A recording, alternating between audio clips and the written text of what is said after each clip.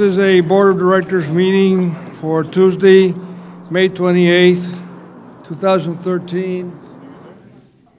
Vice Chair, would you lead us in the Pledge of Allegiance? May I have your attention, please? Go ahead.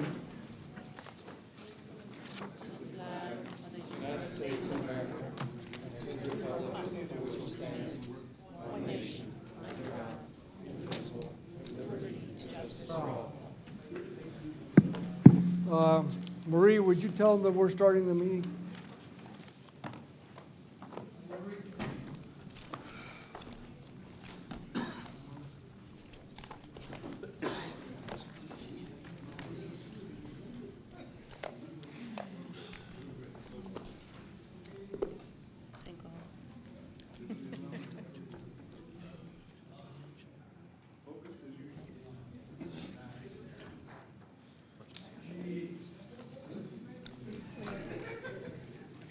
Well, let me begin the meeting by congratulating one of our members,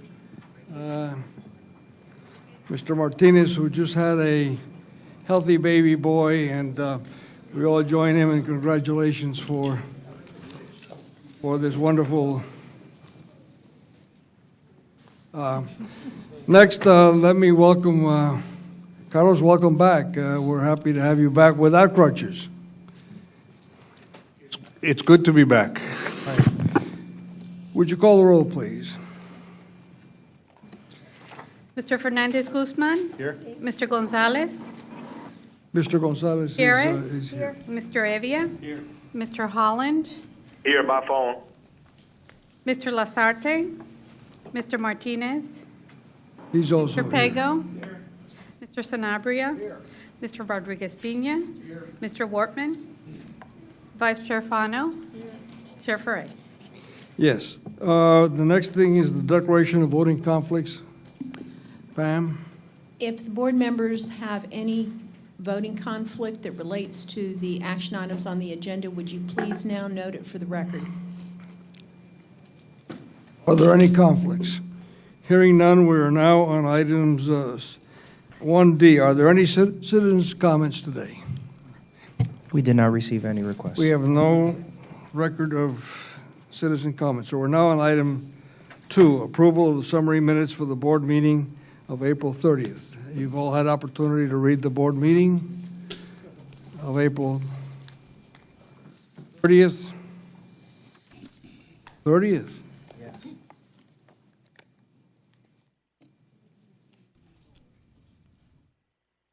April 30th. Okay. That's correct. Are there any corrections to the April 30th meeting? I'll move them. It's been moved by Mr. Martinez, second by Mr. Wortman. Further discussion? All those in favor say aye. Opposed? It carries. Executive Director's report. Mr. Chairman, members of the board, I'm going to be brief. Today I have 3 items that I want to cover. The first one is I want to make everyone aware that on Thursday and Friday of this week, the Greater Miami Chamber of Commerce is going to hold their annual Goals Conference. And specifically on Thursday morning, May 30th, from 8:30 to 10 a.m. at Jungle Island is the Transportation and Infrastructure Committee meeting. At that meeting, representatives from every transportation agency in Miami will go. We'll discuss goals that the Chamber will pursue. And in the last few years, it's typically been either high-speed rail or anything that supports airport and seaport, the movement of freight, people and goods between the two facilities. So I encourage you, as members, if you can make it, to please go. Just let us know. Also, That's May 30th at what time? May 30th at from 8:30 to 10 a.m. is the Transportation and Infrastructure Committee. Okay, at Jungle Island. The second item is on June 6th, 2013, at 8:30 a.m. is going to be the Transportation Summit. It's being hosted by the Citizens Independent Trust and by Mayor Carlos Jimenez. It's going to be at the Miami-Dade College Wolfson campus in downtown, and it's going to be a day-long session where there's going to be various breakout sessions on innovative finance, public-private partnerships, corridor development, and technology, primarily for public transportation. On the agenda at one of the breakouts, Secretary Pago is going to moderate a committee that will include Mayor Ferre on it, and that's going to be on corridor development. At the end of the afternoon, there's going to be an open session for the public to be able to comment, and each one of the agency heads that represent transportation in Miami has been asked to be there so we can answer questions or give our input based on the citizenry's input. Again, all board members are welcome and invited to participate. The last thing I want to do is, we just recently held our small business workshop, the 10th annual. I want to thank all the board members that were able to attend. It was very successful. We had over 300 people attend. And apparently we're doing things right because we were recognized by the county. And I do want to pass this along on behalf of the county commission, where it's been resolved by the mayor, Carlos Jimenez, and the chairwoman, Rebecca Sosa, and the members of the Board of County Commission, that May 16th has been proclaimed MDX for Business Day. So here's a proclamation that will be proudly hanging here in the office. But I want to thank Helen and her team. They did an outstanding job. We had a very dynamic CPA who spoke, was a keynote speaker, which is kind of ironic. And we had a wonderful breakout session. And the breakout session included members of our community who have started off as small businesses and have been very successful. The interesting thing about the workshop is that the folks that attend the workshop are not just pursuing work with MDX. They're actually learning and getting certified to pursue work in other government agencies that may not have anything to do with transportation. And I think that's the beauty of MDX for Business. And with that, Mr. Mayor, I will conclude my comments. Thank you. I'd like to just add how proud I was, and all of you that were there, I'm sure, share that. And I just want to tell all of you that this is the biggest turnout we've ever had. Close to what, 300 people? Over 300 people. And I think we are, again, there is no other agency of government in the state of Florida that is doing better than we are. And I think it's due to the tremendous hard work of our staff. And I think we're really setting the pace in the state. And everybody's looking as to how we've done this, because we're at a much higher rate. But we're not just choosing local firms and minority firms and women's firms because they're women's firms. We're choosing them because they're really highly qualified, and they're showing that they can do the job. And I think the results are patently obvious, and I think it shows to the excellence of how MDX approaches its issues. And I just wanted to say as chair that I'm very proud, Javier and Helen, of all the work that you and your staff have done. Okay, we're now at the General Counsel's report. Thank you, Mr. Chair. I have a couple of items. One of the things that I wanted to go over first, and you have a memo in your packet, but because we've got a very full agenda at the next board meeting, and we do have elections scheduled for officers of the authority on the June agenda, I wanted to kind of recap what our process is, and also for the benefit of some of our newer members that haven't been through an election process. And that way we won't have to take up time going through all that process again for you on the 18th. The way this typically works is that the chair will turn over conduct of the meeting to me to run the elections. The floor will be open for nominations for the position of chair first, and then we go down the list to vice chair and then to treasurer. Those three offices must be filled by board members. The office of secretary is not required to be filled by a board member, and we're very fortunate to have had that position filled for many years by Maria Luisa. One of the things that we have instituted, and I think this was at Board Member Gutierrez's request several years ago, that if there is a desire on the part of any board members to come up with any questions to be posed either to candidates for a particular office or to all of the candidates, if you would like to send those to me ahead of time, and then I will be glad to read those and pose those to the candidates. Anyone that is a member of the board can be nominated for a position. You can nominate yourself as well. There must be a second for any nomination in order for that person's candidacy to move forward. And one of the things that is relatively new over the last couple of years, we do have a term limit that you can only serve 2 consecutive terms in a particular office. So anybody that has been in for 2 terms would not be eligible for a 3rd term to be nominated. The voting is by written ballot. We color-code it to keep everything clear. I would note a couple of things. You do have to put your name on the ballot. Florida law does not allow you to make anonymous votes at a 286 board meeting such as this. And we do have provisions for anybody that is not able to attend in person, and it's printed in the memo. You can either be on the telephone and do a voice vote. You can send in an email to the executive secretary or a text, and so we will get that information, and you can make your vote after the rest of the board members' written ballots have been collected. If there is not a majority on the first ballot, if we have more than 2 people that are running for one particular office, the individual that has the lowest number of votes would then drop out, and then we would have a second round of voting for the remaining 2 highest votes. If anybody has any questions on that, or if you want to speak to me individually between now and then, I'll be glad to answer any questions that you have about the process that we will follow on the 18th. The second item that I wanted to mention, and also in your packet, there are 2 memos that were sent out, one to all board members and then one that was copied to board members. And I just wanted to caution and to do this as what we call a cure under Chapter 286. There are so many issues that this board deals with from a technical standpoint, both financial and transportation, that I know that there is a desire lots of times to share factual information with your colleagues, and that's perfectly fine to do so. Just want to caution you that we cannot, along with that, send opinion, that all has to be done at a publicly noticed meeting. So that's why those memos are included in your packet. I believe Mr. Fernandez Guzman has reflected his thoughts that he sent out in his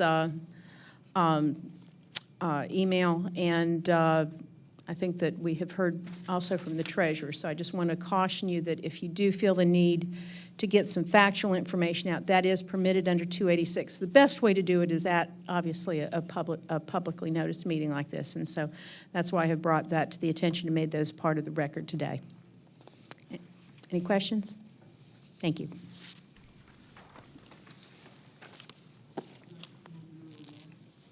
That Yes, it concludes- does. Thank you, All right. Mr. Chair.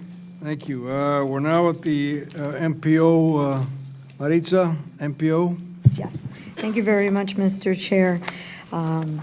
There was some exciting meeting at the MPO last week.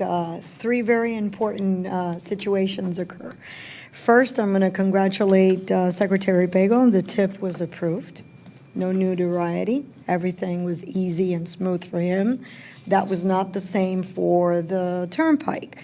They had the express lane construction of $90 million on the agenda, and were not prepared to answer questions. They came empty-handed with no answers, but they definitely wanted to get approval of $90 million to construct what they call the premium lanes. They were sent back home and asked to come back and disclose. So if they build it for $90 million, how much they would collect, and then where are they going to spend it, and on what are they going to spend? You see, I too like to follow the money and like the facts. So, and on the third item that really is a real major change at the MPO is unanimously, it was approved, spearheaded by Commissioner Moss, that the MPO redo the MOU with Miami-Dade County and become independent. So no longer will the manager, which now there's no manager, can hire and fire the executive director. It all those authorities would go back to the MPO's board members. So that's going to be a real big change. That's heading over to the commission for approval, and we'll see how that goes. And with that, that concludes my report. Thank you. Yes, Mr. Wortman. Okay, going with the MPO, our representative, I would like to mention something, expand on a point you made. Okay, when the Turnpike collects X amount of dollars, and they say, like in South Florida, they will spend 90% of it here, that could be collecting day, spend a day at Palm Beach, or vice versa. What happens, that's only a piece, that's a small piece of it. And they'll come back with the dollar saying they're going to be collecting X amount. Much more important is the bonding capacity, and that it's, they collect, say, just use a round number, $100 million a year on the Homestead extension of the Turnpike. And they'll spend 90 million of it here, but that could bond out 1.2 to 1.3 and help build the beltway around Orlando. But we'd like to see some of that bond money here too. So not just the tip of the iceberg, but the entire iceberg. Right. Go ahead. Back up. I totally agree with you, but you also have to understand that you could only control and monitor what you can control and monitor. So our authority in that case is exactly that. If we don't approve that 90 million spend, or if we do approve with caveats on how that money is coming back to Miami-Dade County, because it is, and the burden of the backs of the people in the South and everybody else, that, you know, that's what we need to consider. So, but I totally agree with you. There is a lot of money that they have, and there is a commissioner that is on track to pursue this, and that's Commissioner Zapata. So we'll see where we go. Further questions or remarks on the MPO report? Treasurer's report. Given that the treasurer is almost losing his voice from 2 hours of meeting, if anybody would like to hear a short and sweet version of the treasurer's report, I'll have Marie do it. Otherwise, I will. Well, I think for the record, we just make a very Go brief. ahead, Marie.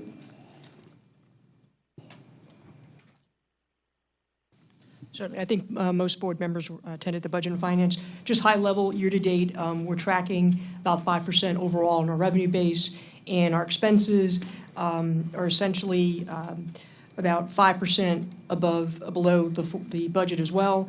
We're on track to meet our coverage requirement. Hopefully, I anticipate us coming in about a 145. I'm sorry, 145.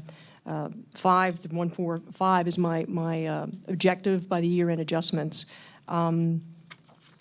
Something to note for the month of March, we did make an adjustment for revenue. I think that's going to be the biggest adjustment that we're going to make for the remaining part of this fiscal year. Any questions? Any comments? If not, we move on to the committee reports. Or anybody, is there a report from the Operations Committee, Budget and Finance? If not, Yeah, all of the items on the Operations Committee are part of the agenda. so we move on to item number 8, which is the consent agenda, mostly travel approval. Is there a motion? Are there any questions on the travel expenditures? I'll make that. It's been moved and seconded. Further discussion. Further discussion on item 8A. All those in favor, aye. Opposed? Carries. We're now on 10A. Mr. Manager, Mr. Director. Mr. Chairman, Alfred Lurigatos is going to handle item A. And for perspective, I know we had the MPO's representatives report. The Transportation Improvement Plan was adopted by the board, by the MPO board. There was a footnote in the tip that said that MDX's plan was forthcoming since we had not adopted our plan yet. So this item starts that process. This program, and Alfred will make this presentation, is based on the adopted rates. If any changes occur subsequent to the June board meeting, then amendments would be submitted through the MPO process, as is customary. Go ahead. Mr. Chair, board members, in your package you have the MDX fiscal year 20 to 14 to 2018 5-year work program valued at $869.3 million. The presentation is an overview that highlights every year over the next 5-year expending. And as you will note every year, the current year drops off the work program. We add year 2018. You don't have the package, the agenda item report? Item 9A. Item 9A in your package is the agenda item report, is the executive summary, and the work program variance, TIP variance report, and in your folder, you have another work program. The presentation is independent, and I'm just going to go through that briefly. The framework, as the executive director mentioned, ORT rates for 836 and 112 adopted on March 19th of this year, and that includes the 70-cent mainline and 30-cent ramp rates, and State Road 112 at 35-cent mainline ramps, with an additional bonding capacity of $513 million, and we replenished the contingency reserve at $8.5 million. We've also, for the first year in at least 2 to 3 years, escalated the current fiscal year at 3.1% and 2.9% for the outer years. We did exactly what FDOT has done with their 5-year work program as well, because we are seeing prices come in slightly higher, so we added for that escalation in the current bid pricing. The financing plan funds the proposed work program. We refund the renewal and replacement program. We meet the coverage objective, and we assume no pre-funding of FDOT section of the 836 and 995. And what we mean by that is that we are not expending MDX bond dollars to pre-fund the I-95 component. We're going to work out an agreement with FDOT, whoever the lead agency will be, that DOT or MDX will co-fund the 50% match, but we won't pre-fund FDOT's part. Sort of like what's happening with the Turnpike agreement, which is also on this agenda. The proposed FY14 to 18 work program objectives, we, of course, look to complete our ongoing projects. We procure the ORT system integrator. We advance the priority projects and the replacement of the ORT system on 924, 878, and 874. The existing projects, we adjusted the current prices that we see they're coming out there. We updated all the cost estimates, and we look to update those as currently as possible, especially for those that are actually going to be bidding this year. And then we also updated the procurement of the system integrator pricing, which starts later on this fiscal year. We advanced the priority projects out of the new bond dollars. We're seeing the 874 extension to 128th Street incorporated. That's a design build, and it's slated to start this year for the Turnpike side and late next year for the MDX portion. The 836 and 995 Phase 1 we expect in 2017. We're going to go through a design process before that in 2015. That's also funded, as well as right-of-way component on that. There is right-of-way parcels that we need to purchase for that project. 836 from 57th to 17th, also funded for full design build and right-of-way. And then the 924 West extension, final design and right-of-way purchase, also included, and the construction of the 836 and 87th Avenue interchange, which is currently under design. The PD&E, or the Project Development and Environmental Study for the Connect 4 Express is also incorporated, and the replacement of the ORT system. Here you have a comparison with the current budget of where we're at. You could see the approved budget right now is and that's total project cost in is $830 million. The increase to the total work program is about $584 million, or as you can see, a total for all programs, $585.8 million. The total work program increase for all projects listed in the program is actually $505.8 million. And you can see the phases of each one of the ones that I've already gone through on the list of the TIP. The work program highlights, and what's important to see here is a more consistent program. And in the past work programs, you've seen the first 2 years of encumbered monies much higher, and then it drops off over years 3 to 5. Right now, we're showing a much more consistent delivery of the work program from 175, 144, 190, 198, and then 161 in year 2018 for a total of a 5-year total of $869.3 million. And you could see about 87% of all of our monies are going to design, build, and construction projects. The work program completes the 874 widening. We complete the Central Boulevard construction. Both of these projects are slated for completion in the end of this calendar year. And we are still continuing to work with FDOT on the 836, 826 interchange, slated for completion in early 2015. The ongoing projects that are funded in the work program also are the DMS reprocurement, which is also on this agenda for award, the 87th Avenue interchange, and the capacity improvements along 836. As the executive director mentioned, we do have a secondary work program prepared should the rates change. We would be bringing that amendment, should that happen, at the June or July board meeting. But this work program enables us to submit to the MPO a TIP improvement plan, and then we're able to bring that back should anything change. With that, Mr. Chair. Questions? Ms. Gutierrez? First, thank you very much for the presentation. Very abbreviated, short, sweet, and awesome. If you can expand a little bit more on the improvements of 836, okay? What exactly, because if we're going to experience a toll change, I don't want to say an increase, a toll change, okay? What are going to be the exact improvements that are going to happen on 836? Because if those users are being affected because they're riding that expressway, what kind of monies is going to be put in there, and what are we changing? Because I understand we're also improving other areas, but I really want to focus on, hone in on 836. Of course. The 83628, which is listed here, funding construction of phases 1, 2, and 3, including right-of-way, which total out at $171.3 million. That is basically from 57th Avenue interchange all the way east to 17th Avenue. And that's new lanes, widening, and operational improvements. And I know I use that term a lot, and really, what does it mean? It means that we're taking left-hand entrances and exits from Lejeune Road and taking them out and actually putting them where they should go for driver expectancy to the right-hand side. In addition to that, what it does is, and Madam Chair, you bring up a very good point on what does it do for bang for the buck? What does it do for the commuter? And we've actually have a study prepared already that we want to bring back that's much more detailed on what it does to the level of service of traffic. The engineers talk level of service, and that doesn't mean a lot to a normal person, but level of service to us means how fast are you traveling through the corridor.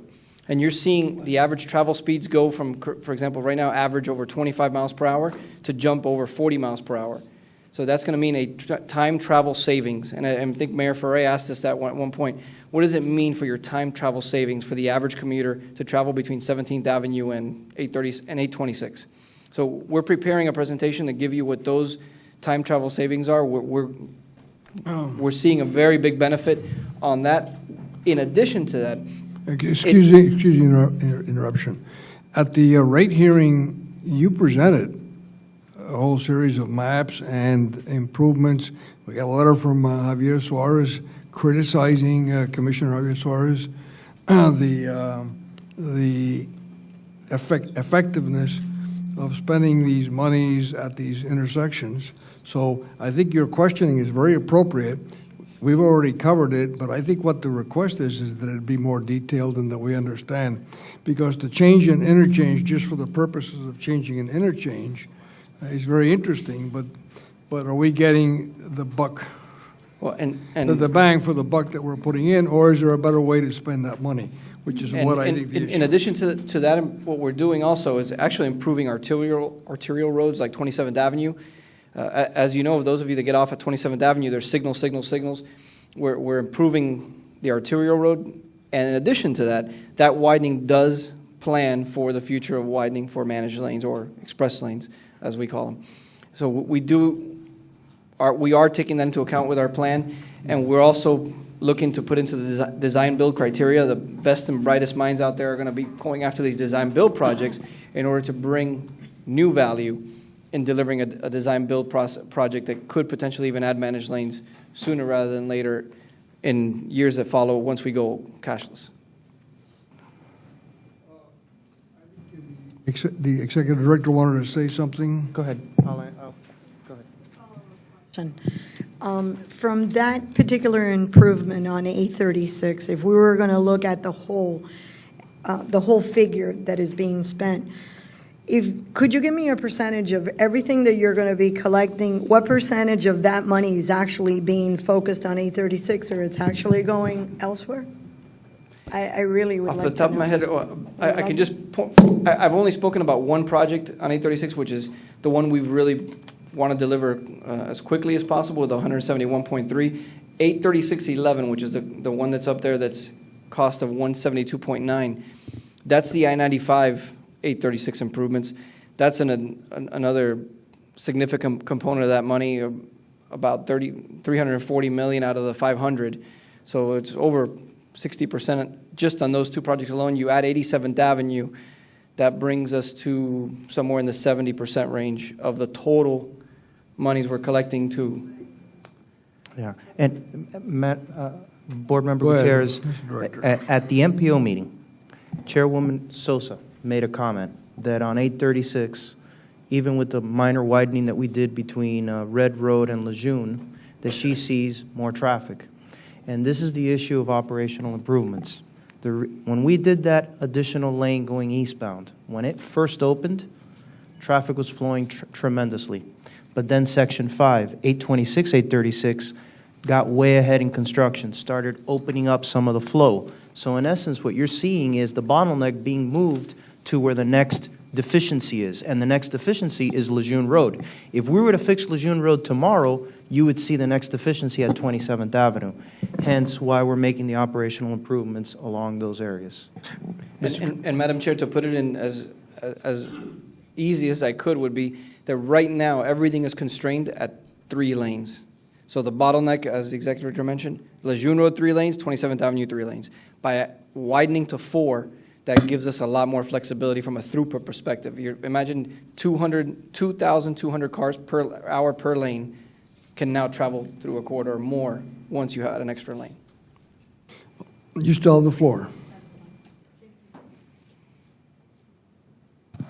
Alfred, in 2014, you have a $7 million contingency. Does that roll forward? Is that reconciled? No, it does Or not. is that only applicable- Every year, we replenish the contingency. If it's not used, it would, obviously, and I'll let Marita speak to that.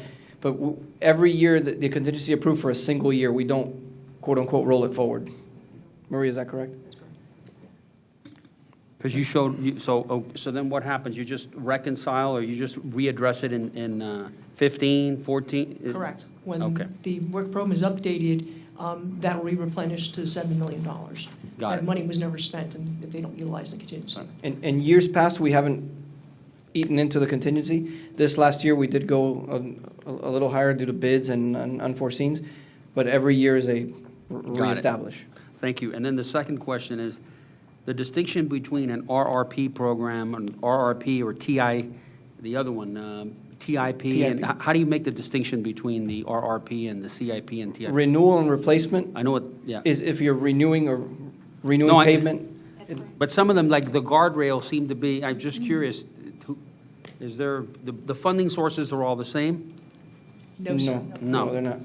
So it's important how we categorize those improvements. So if we have an existing asset that There you is go. basically functional but needs to be upgraded, but we're not providing a transportation improvements or capacity operational, then it is an R&R project. Meaning we'd upgrade a bridge deck, we'd upgrade guardrail to new standards, or pavement to new standards. If we have a transportation improvement project, we're widening a road, that's TIP. That's a transportation improvement project. Thank you. And Board Member Evia, we look at the program in the out years, and we try to mirror the replacement and renewal and the capital program to see if there's any way we could take advantage of certain cycles to capitalize. Exactly. So sometimes when we see a widening coming and we know the guardrail is going to be depreciated before that, and we know it's an R&R, but we're going to widen that job in 3 years, we're not going to replace the guardrail now in R&R. We'll hopefully keep it out there. Thank you for answering my All right. question. Thank you, Chairman Frey. Good afternoon, Alfred. These projections and these programs, are these based upon the results of the initial vote on the changes of the rates? And would this have to be changed in the event on June 18th we make any adjustments to the amount of rate? Because I don't think that's been discussed yet to the full board. This is based on the 70 cents. If June 18th there is a new rate established, we'd have to come back and work out removal of projects that can't be funded. Call from our operations meeting, the staff has already made at least a preliminary evaluation of what would be the primary projects and what projects could be affected. Is that correct, Mr. Director? Yes, and we actually presented it at last month's Budget and Finance Committee. Right, and it was presented to us as well as at the operations meeting? Correct. That's correct. Thank you. Ms. Gutierrez? Thank you. One more follow-up question. Out of all these projects, is there any improvements on 112, the expressway? Mainly, are we redoing that pavement at any given time? Because it's a bumpy ride. It's in procurement right now, right? It's a bumpy ride. It's in procurement now, and in addition to that, the 112 is getting DMS system-wide. So it's getting new pavement, new signage, and new DMS. Okay, so in other words, yes. And it's coming sooner. Further Yes. questions? Any comments? I'm going to move it, Mr. Chair. No, before that, I have a comment. I have a question. I want to make sure it goes on the record. I think it's important, because I assume that this is going to be approved, that we clearly understand that what we're really headed for is a major change in the way Miami-Dade County moves on an east-west direction. As we all understand, I-95 and the turnpike that comes in from the north, and Palmetto, and the extension to the Homestead are four major highways that bring people north-south into Miami-Dade County and in Miami-Dade County. The only major way for people to go from downtown or from the South Beach or from anywhere in Miami-Dade County west or east-west or west-east is either on 112 to a limited extent and on 836. There's no other way. And so the burden really falls on us. And what I just came back from Detroit, where I was up there for the Florida, representing the Florida Transportation Commission at the International Intelligent Transportation Systems.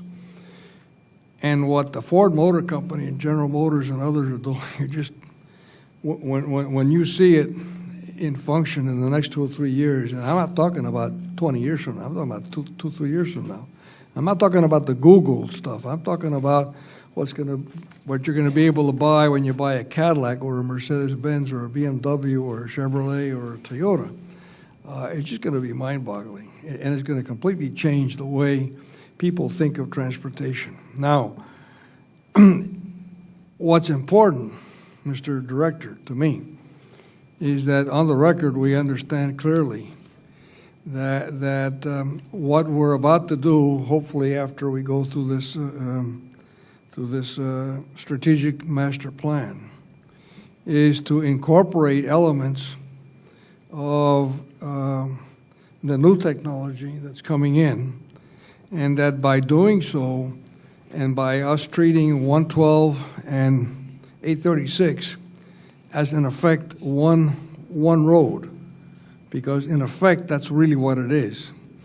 It serves the same purpose, and they're parallel roads. So that gives us the opportunity to really deal with these east-west movements in a different kind of a way, because it gives us flexibility to do things that we've never done before.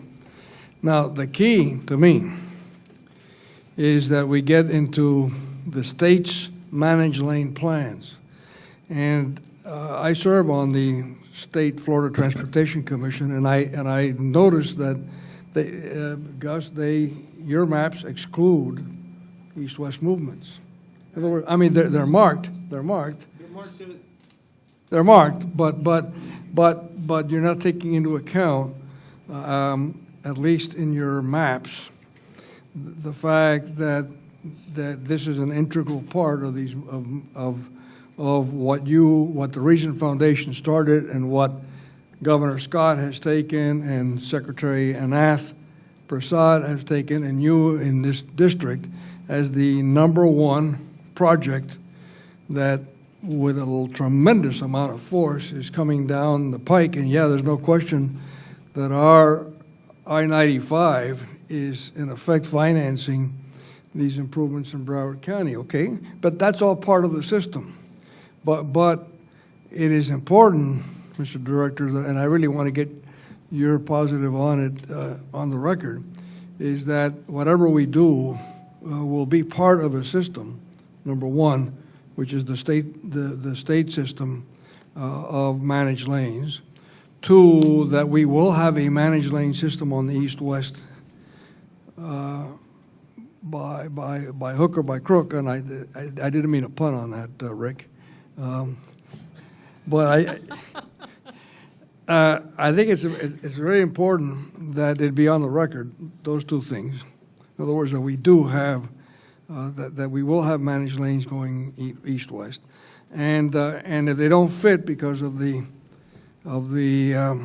constraints of not having enough land, that we will find ways, whether by switching lanes or like they're doing in Tampa or with whatever technology is available, but that we will end up with a system that hopefully, and eventually we're going to pin this down, will improve throughput 30 to 40%, 30 to 40%. And that's just obviously not a scientific figure, but just a hope that we all have. But as important that it will permit the transit systems to improve and give the 1.5 million people that live in the Kendall area, in the West Kendall area, and south and all around that Tamiami Airport, the opportunity to have improved rapid transit systems functioning.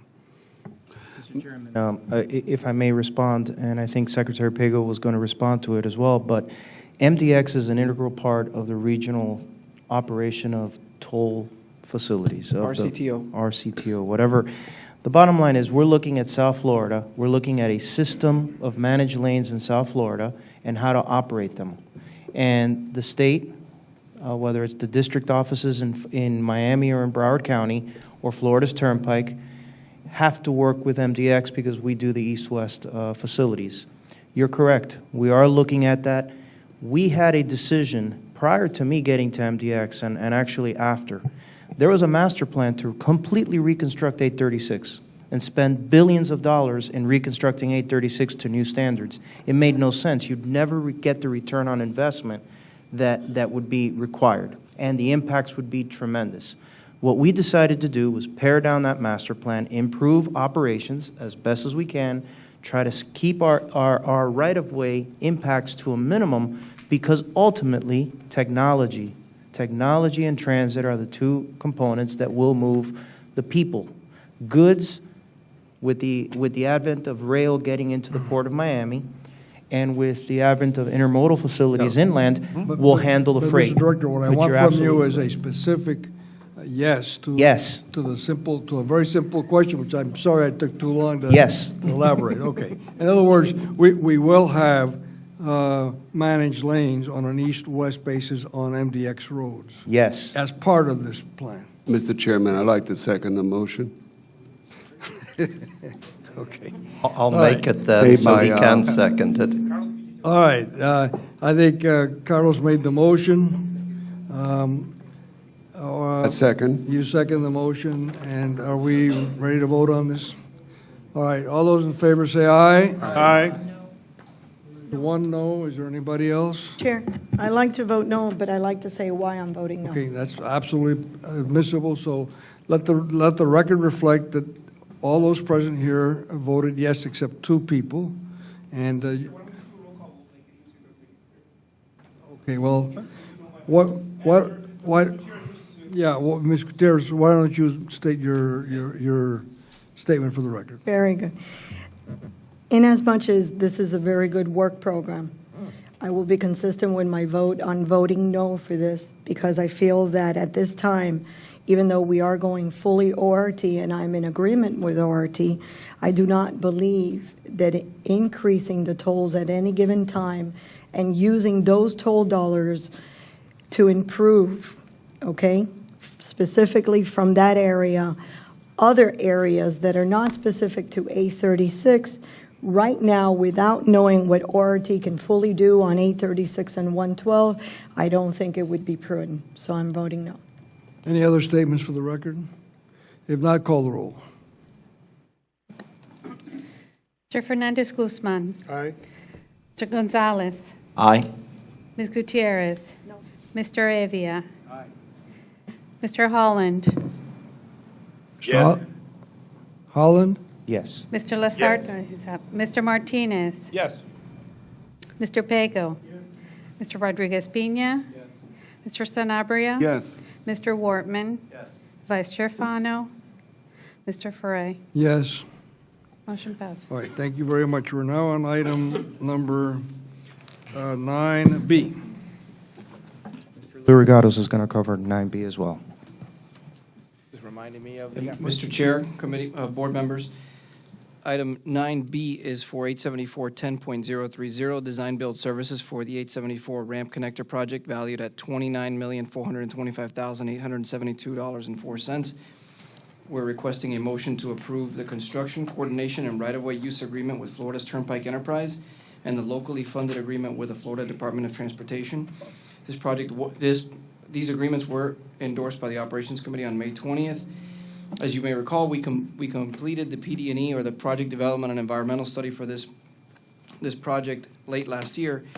And in order to minimize the impact to the traveling public, we teamed up with Florida's Turnpike as they're completing their close to $200 million widening project on the 874 Turnpike area.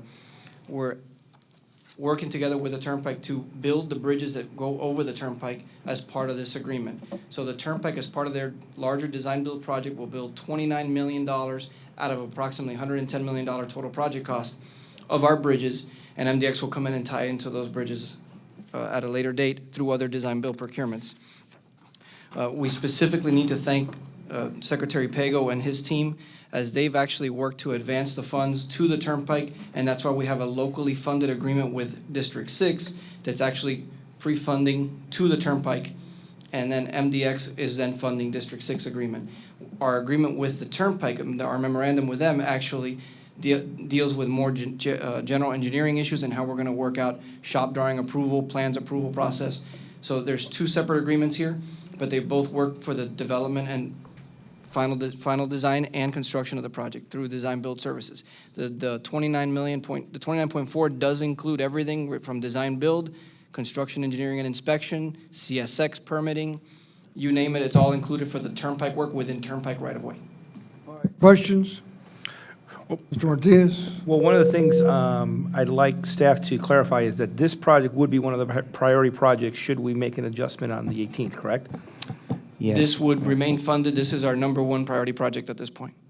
That was discussed at the Operations Was. Committee meeting, but I don't think everyone was there, and I wanted to clarify that. Right. The other reason we're doing this, if I recall from the Operations that you did not mention here, was we're doing it this way with FDOT in an effort to minimize the inconvenience to our clients, because all the project would be done simultaneously with the FDOT project. Is that correct, Alfred? Correct, because if we don't do this now, we basically remove the bridges from the Turnpike construction, and once the Turnpike construction is completed, we would then come in and build bridges over them, major construction over a project that was just completed, and we want to definitely avoid that. We'd rather the Turnpike do this in one shot, and we're letting the Turnpike take the lead on design build.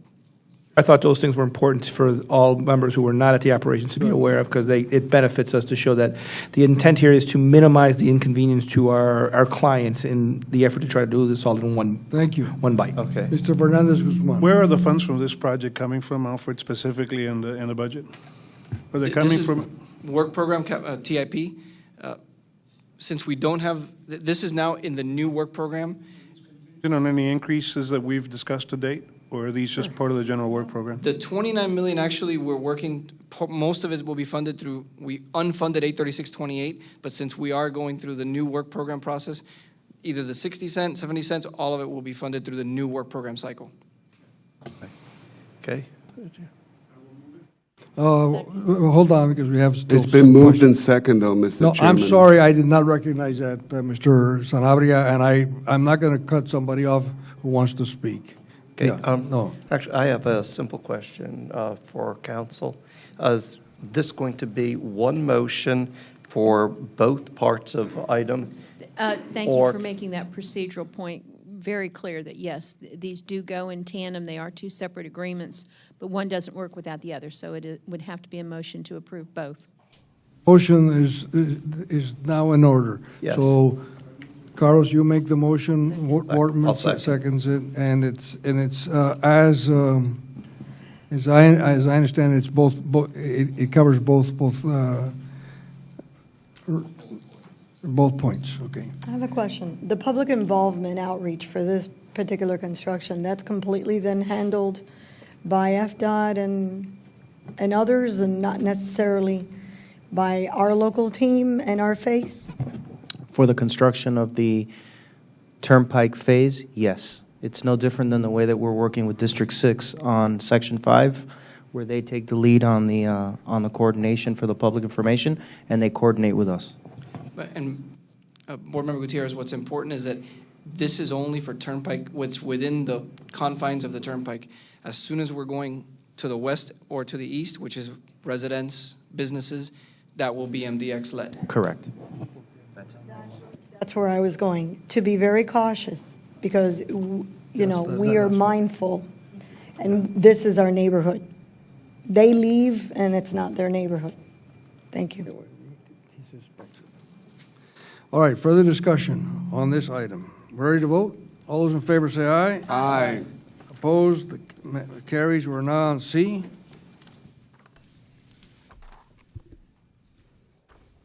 Director? Yes, Mr. Chairman, Helen Cordero is gonna Thank you. walk us through this one. Thank you. This is for the selection of the #1 ranked firm, World Fiber Technologies, for the design build services for the implementation of dynamic message signs on the MDX system. We went through the procurement process. We received 4 proposals, went through the evaluation of the technical proposals, and received price proposals. And based on that evaluation, the World Fiber Technologies Inc. came ranked #1 with a price of $7.7 million, which is under our engineer's estimate of 1.1. The Operations Committee endorsed this selection and asked that the board approve it. All right, questions? Mr. Chairman, let's talk about this. Sanabria, go ahead. What are we talking about, this tech, digital, what is this? Is this the same thing that goes over the Turnpike, which says missing child, or is that what we're talking about? Board Member Sanabria, yes, although MDXs, these will be the new style that if you've been to Orlando lately, I-4, and all the corridors around the state are going to the new LED type signs, so these are going to be full color matrix signs, and for amber alerts, silver alerts, or traffic alerts will be all over the MDX system. And where are they going to be placed? Through this is a system-wide project. We've worked very closely with staff to make sure that we're putting them in the best locations. We are getting them on 836, 112, all 5 expressways. Total number of signs, right? I don't have it offhand. 22 total signs we're getting on the system. So for $7.7 million, we're getting 22 signs? Yes. LED TVs. Further questions? Ms. Gutierrez? Yeah. Not the best of the companies. There were better companies, but there is a major savings. That's what happened. There was a major savings. There was a great disparity in terms of pricing. Mm-hmm. And I sat there and I listened, and very impressed with Mr. Toledo. He voiced out loud the way he saw the response. Not all the members did the same way, but the savings are there, and that's the bottom line at the end of the game. I'll yield to Rodriguez Yep. P, and then I'll take it from there. Thank you, Mr. Chair. Who controls what goes on to the messaging itself? That's a function in-house? That's actually in-house, but governed at the TMC, at the Sun Guide Center with District 6. Follow-up question. And is that the message that's displayed there strictly controlled by some type of DOT policy or some policy? It's traveler information, and it's safety, and yes, it is regulated. We can't put just regular no advertising signs there. These are signs that are regulated by the Manual of Uniform Traffic Control Devices. Okay, that's the answer. Okay, thank you. Okay. Mr. Sanabria? He asked the question, but I just want to know, is this a requirement that we need to fulfill? Is this a requirement by a certain sort of bill or legal status that we need to fill? If we go back to the conversation of the work plan and how to move traffic more effectively, intelligent transportation is proven to move more vehicles and more people more effectively. When you have dynamic message signing that can advise people before they get on the facility that there's an incident or that it's going to take 20 minutes versus 40 minutes, then a traveler will make a decision before getting on the facility and getting stuck. So if the whole point of this is to move traffic more efficiently. Speak of lane closures. Speak of lane closures. It'll speak about how long it's going to take in the And future. this is not empirical information. This is actual, and all these Correct. states and all these counties all over the country are really doing this because there's living proof that it helps and it moves traffic. It also reduces accidents. It reduces accidents and saves lives. Yeah. All right, further discussion? Questions? I just need to ask one question. When we say there was a huge difference between the firm that's being awarded and the others from respect to quality, I heard that earlier. Can someone define that for me, please? Well, actually, the difference in technical evaluation was 4 points. And one And comment that was in made. dollars, and in dollars, it was In the up. dollars, the difference were about $2 million. But one comment that was made by the evaluators at the meeting, and I think everyone, the entire technical evaluation committee agreed, is that any one of these firms could provide the services. The critical point here is that these people may not be the best, as you said. I'm not saying that, but the I don't point. mean best in experience or Technically. anything like that. Let me define it. In the bells and whistles that they were offering. I understand. If I can refer it to that. But you said that they were by $2 million, but they can do the job, and I think staff is because we've been there where we got very low prices and it didn't work out quite the way we wanted. And it. Mr. Chair, may I comment on that? Since I- Mr. Martinez. Yes, thank you. What's important to note here is that all of the bidders that we received bids for were qualified pursuant to the technical requirements. Then it's really a subjective test, who is better than who, et cetera, and then it comes down to price. Very And good. I think that became very clear, too. They All right, they I all think- were qualified per the technical evaluation, then the difference is whether or not the adjustment based on the points. And it's important to note that number one and number two, actually, the end result was, I think, less than 0.1%. They were so close based upon, and it really came down to price. But the evaluations were very close. But All right, now, hold on. but now there's less money.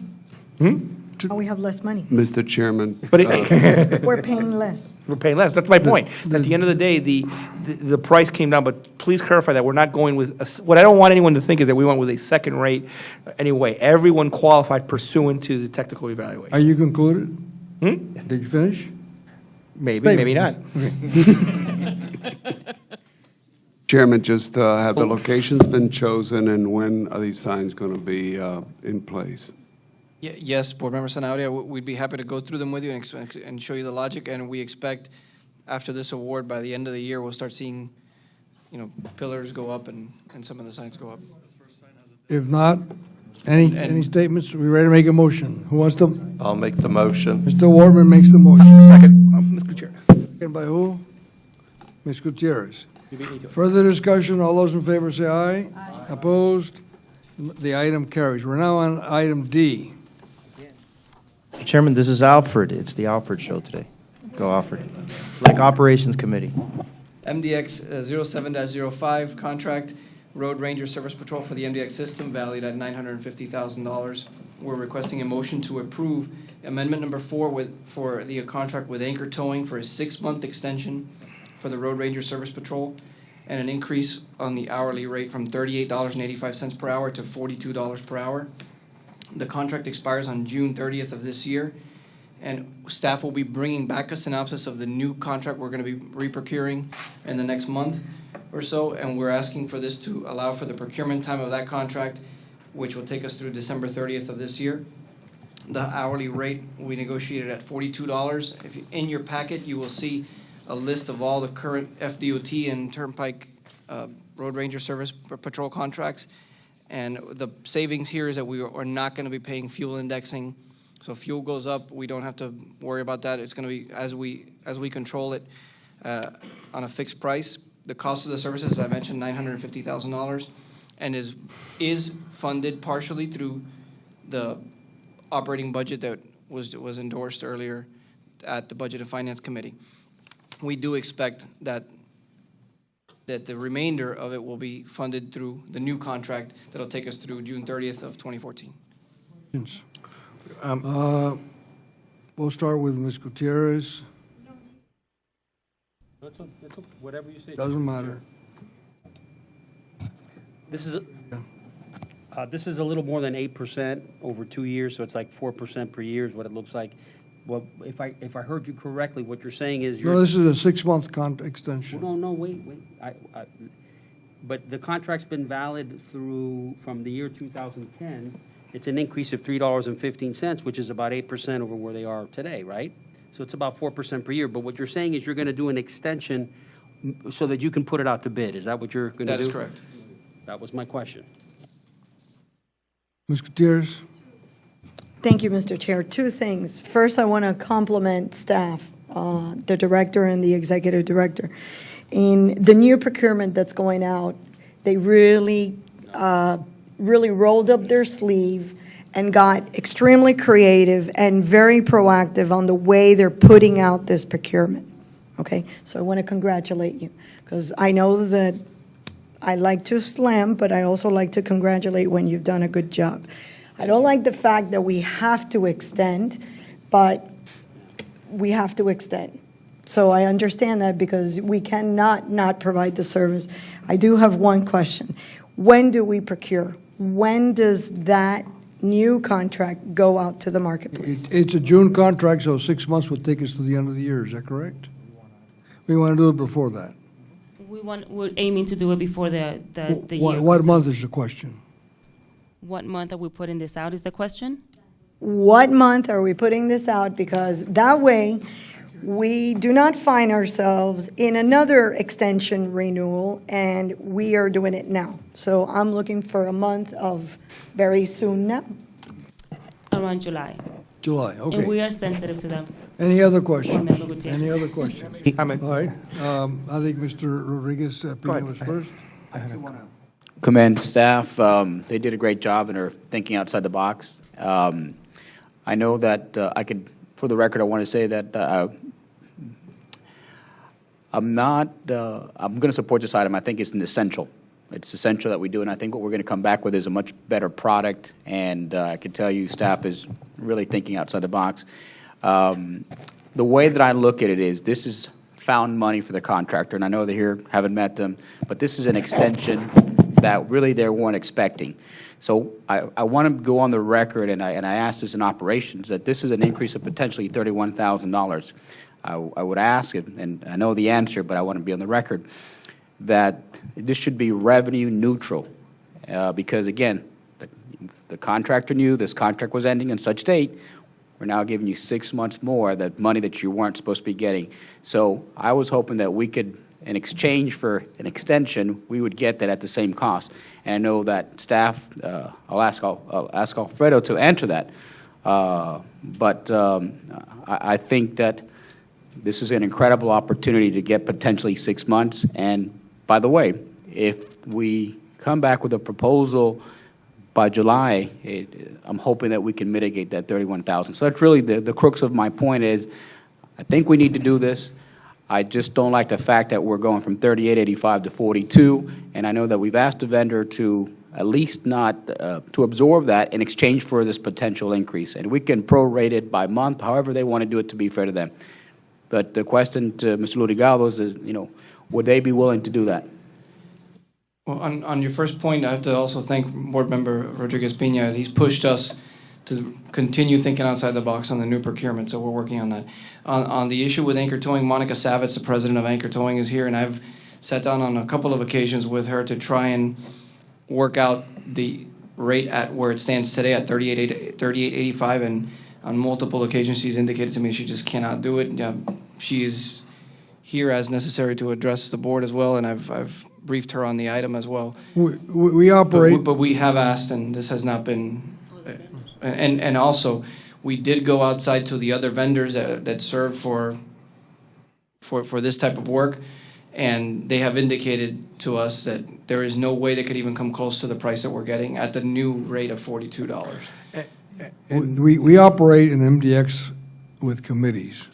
This was fully vetted and fully discussed. You made your point at the committee meeting. It was fully accepted. It's been fully negotiated, and the results is what we have before us. Now, that's where we're at. Yeah. So, further questions? I actually do, Mr. Chair. I have a comment, if I may. Please, Mr. Martinez. What's important also to note on this is, although it is a 6-month extension, it is not a guaranteed 6-month extension. Staff clearly indicated to us that should the procurement process end earlier than 6 months, we will just go into the new contract, and this towing company understand that this is not 6 months and then we'll start a new contract. Mr. Martinez, you understand that if we push this and get it earlier, we're going to be paying much more money in August, September, October, November, and December. Mr. Chair, what I'm explaining to those is that if we go through the procurement and it turns out that we do better than $42, which we may not, then we'll do the full 6 months. It's common sense. But should it get resolved earlier, it does. And I think our board members would like to know the fact that this is not a hard line 6-month contract, so that we don't end up at 5 months and 14 days looking to rush ourselves to another one. So that's also very relevant. Okay. Mr. Wortman. All that being said, I'd like to make the motion that we move forward with extending it for up to 6 months and up to $950,000. Thank you, Mr. Wortman. Is there any, it's been seconded. Is there further discussion on this? All those in favor say aye. Aye. Opposed? We're now on item E. Item E is Marie Schaefer. It's the approval of the annual operating budget. Marie, the chair recognizes you. Thank you. We are requesting the approval of fiscal year 2014 annual operating budget. This is to provide for the funding of the organization's operational services, as well as to fund all debt service, principal and interest, and other funding requirements. The budget is based upon projected revenue of $137 million and total expenditures of $120 million. Okay. That's, okay. Discussion? It's been. Motion. I'll move it. Second. Martinez moves, Wortman seconds. Further discussion on item E. All those in favor say aye. Aye. Opposed? So it carries unanimously. Now, on item F, let me explain that, Ms. Gutierrez, this normally goes to your committee. So it's your decision whether you want to, it's not a major item, obviously, but what it really does is, Pam, why don't you explain it? Members, at the Chair Ferreira's request, because we've had a couple situations where there have been efforts to communicate factual information to board members by a board member, and some opinion information has been accompanied with that creates a potential violation of Chapter 286. And you recall during my presentation during the General Counsel's report that I did a cure discussion related to 2 of those, that the chair, and he personally in the past has sent out information to board members and asked me to look at it first to make sure that there was nothing that crossed the line relating to Chapter 286. So it was his suggestion, I think, because we had a couple of recent instances, and he had expressed concern that innocently done. So I think that this is the simplest thing to do. Is just send it to the attorney. Fortunately, we'll have her here for another couple of months, but then after that, we have a new attorney. So the simplest thing to do is just send it to the attorney, and if there's no violation, then she moves it on. Mr. Chairman, with all due respect, if it belongs to a committee's purview, let it go through a committee unless you find it to be of urgency that we need to take it up now. As I said, it's a minor item, but I have no problems. It goes to your committee, and Mr. Chair, I would move that this be referred to the Policy and Planning Committee. okay, that's fine. Whichever way, but I think what you're trying to accomplish, Chair, is for members to realize that the communication should be reframed first, and the proper channel is really counsel or the secretary. Well, see that, but that's the Is point. that what you're saying? No, what I'm saying is that it shouldn't go through the secretary, because I don't think the secretary has the necessary training to make a decision of that sort. It should be council. Okay, so then, for everybody to know, until we address it, that everything needs to go through That's- council, so that way in it effect, we've doesn't. accomplished that, but That's that's fine. easy. It goes I to mean, committee.